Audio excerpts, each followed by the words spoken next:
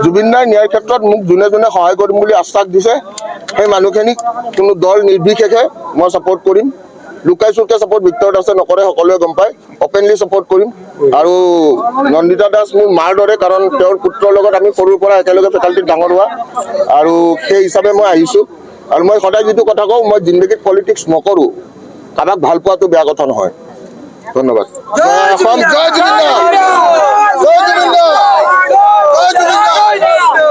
জুবিন দাৰ ন্যায়ৰ ক্ষেত্ৰত মোক যোনে যোনে সহায় কৰিম বুলি আশ্বাস দিছে সেই মানুহখিনিক কোনো দল নিৰ্বিশেষে মই ছাপোৰ্ট কৰিম। লুকাই চুৰকে ছাপোৰ্ট ভিক্টৰ দাসে নকৰে, সকলোৱে গম পায়। অপেনলি ছাপোৰ্ট কৰিম।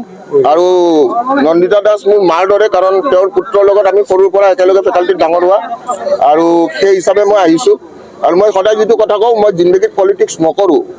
কাৰোবাক ভাল পোৱাটো বেয়া কথা নহয়। ধন্যবাদ।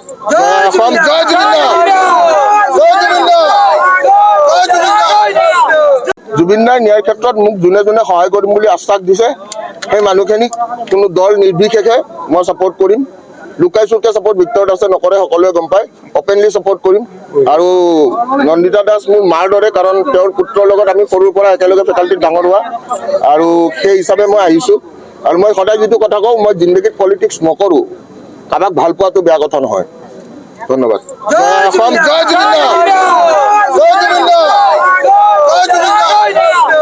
জুবিন দাৰ ন্যায়ৰ ক্ষেত্ৰত মোক যোনে যোনে সহায় কৰিম বুলি আশ্বাস দিছে সেই মানুহখিনিক কোনো দল নিৰ্বিশেষে মই ছাপোৰ্ট কৰিম।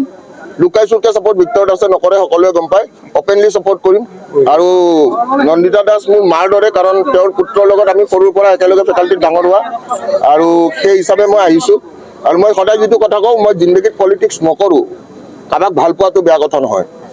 ধন্যবাদ।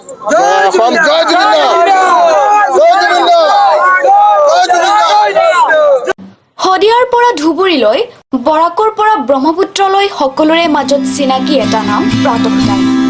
থলুৱা ভাষা, কৃষ্টি আৰু সত্য বাতৰিৰ আধাৰত প্ৰতিষ্ঠিত খবৰ প্ৰাতঃ টাইমৰ প্ৰতিটো বা বাতৰি পুংখানুপুংখভাৱে চাবলৈ Facebook, YouTube, website, Twitter, Instagram আৰু ব্লগাৰ পেজত লাইক আৰু ফ'ল' কৰক। ধন্যবাদ। অসমৰ সংবাদ জগতখনৰ বাবে এক সুখৰ খবৰ। আপোচবিহীন ৰাইজৰ কণ্ঠ সাপ্তাহিক কবচ পুনৰ এবাৰ অসমৰ ৰাইজৰ মাজলৈ।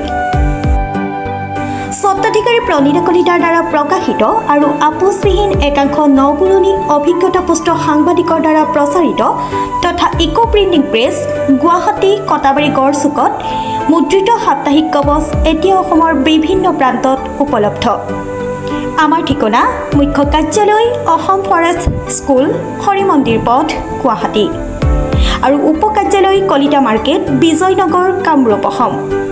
মোবাইল নম্বৰ হৈছে 9435114666 70024728113।